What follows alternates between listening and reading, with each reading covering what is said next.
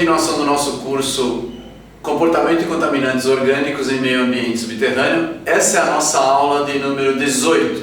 É a segunda aula que nós apresentamos o conceito de fator de retardamento. Na aula passada nós apresentamos o conceito de fator de retardamento e nós mostramos como nós podemos calcular o fator de retardamento através do monitoramento em campo. Entretanto, para quem trabalha com hidrogeologia, sabe que as velocidades da água subterrânea são tipicamente velocidades muito baixas. Essas velocidades ocorrem tipicamente entre um metro por ano a 1 metro por dia, quando é extremamente alta, mas é muito mais próxima do 1 metro por ano. Então, para a gente medir velocidades de plumas em tempos razoáveis, nós temos que ter muito tempo em nossas mãos. E tempo é uma situação difícil quando você tem uma contaminação, uma situação que você precisa tomar decisões mais rapidamente do que essa. Então existem outras formas de se estimar o fator de retardamento que nós vamos apresentar hoje aqui. A forma mais aceita, a forma que a gente calcula, é essa fórmula que está apresentada aqui na tela, vocês podem ver. O fator de retardamento ele é 1 mais a densidade do solo seca dividido pela porosidade total, multiplicado pelo coeficiente de distribuição, pelo KD, apresentados nas aulas de 12 a 16.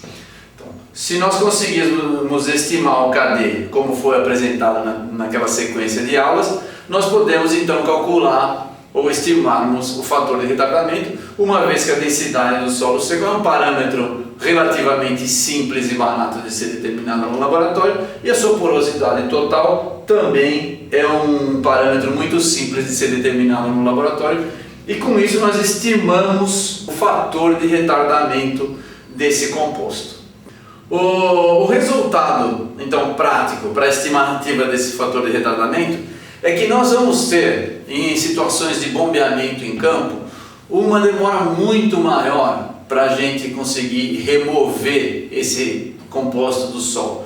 Significa, numa conta extremamente simples, que se nós temos um determinado aquífero onde tem uma contaminação por um composto que sofre a dissorção, esse composto vai ter a sua dissorção limitando a sua extração do aquífero. Então, se eu estou fazendo um bombeamento desse composto, a água que está chegando na superfície por esse meu poço que está extraindo, ela vem só com uma parte do contaminante, outra ficou retida no solo por adsorção.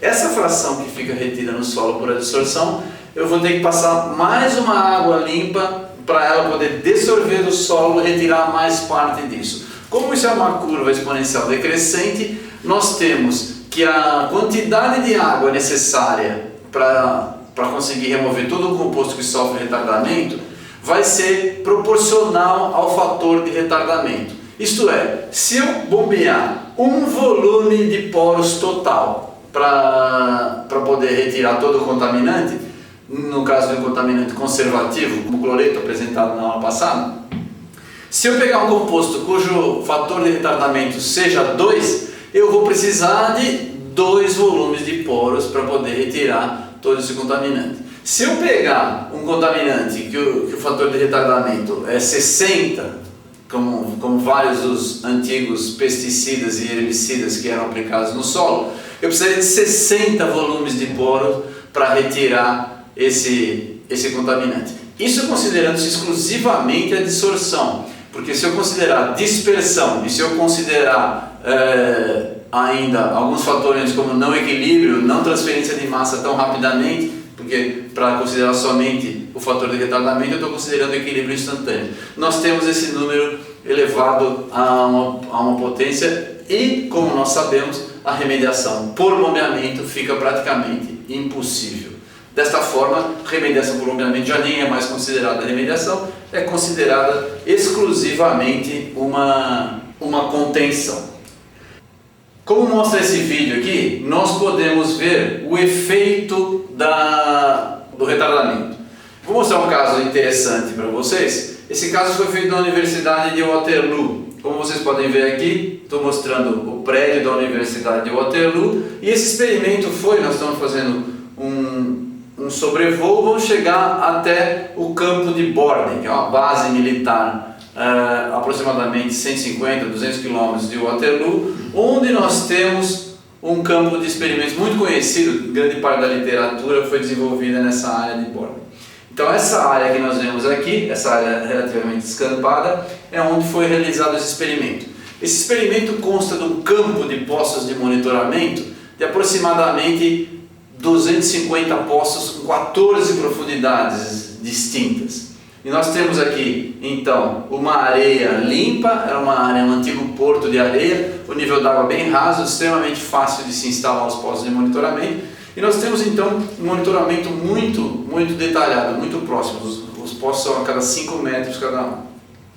Então veja aqui, eu coloquei nesse nosso vídeo, nós fizemos uma animaçãozinha para mostrar cloreto, tetracloreto de carbono e percloroetileno. Todos foram colocados no ponto 00 aqui, no mesmo momento, em fase dissolvida exclusivamente. E foi então acompanhado o fluxo da água subterrânea e monitorada a evolução das plumas. E nós vamos ver aqui a evolução das plumas. Vejam bem como as plumas estão andando e a gente já consegue ver uma separação dessas plumas, com o cloreto andando muito rapidamente, bem mais rapidamente que as duas outras plumas. E a gente consegue ver que ao cabo de 640 dias aproximadamente, ou seja, quase 2 anos, nós tivemos uma situação de distribuição bem distinta dessas nossas plumas de contaminação. Nós temos aqui a pluma de cloreto, com o seu centro de massa aproximadamente por aqui, que nós podemos ver que andou, digamos, uns 50 metros, 55 metros do ponto original onde foi colocado. Então a velocidade dele pode ser medida 55 metros em 640 dias. E nós temos aqui a pluma de tetracloreto de carbono, distinta também, que andou aproximadamente uns 25 metros nesse mesmo espaço de tempo. E a pluma de percloroetileno, que andou muito menos, andou em torno de 10 a 15 metros nesse mesmo espaço de tempo. Então nós temos essa separação cromatográfica que nós chamamos dos compostos ao longo da pluma aqui. Eu só vou repetir para vocês o filme mais uma vez para que fique fácil de ver. Novamente, dá para que nós observemos que ao longo do tempo, claro, isso aqui está extremamente elevada a velocidade, sem contar a difusão. Nós estamos colocando as plumas com seu formato final, andando desde o início, e nós chegamos a esse desenho final e essa distribuição de contaminações, que nada mais é que o próprio efeito do fator de retardamento.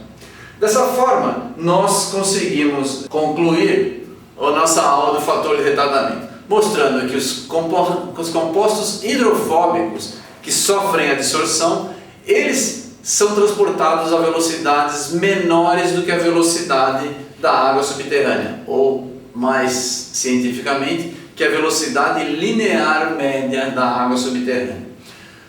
Esse retardamento é o responsável pelo aumento das velocidades e do tempo de bombeamento que nós vamos ter que ter para fazer uma remediação, caso a remediação se baseie exclusivamente em bombeamento. E finalmente, a gente precisa também saber que compostos distintos vão ter retardamentos distintos que devem ser estimados em função do seu próprio coeficiente de distribuição.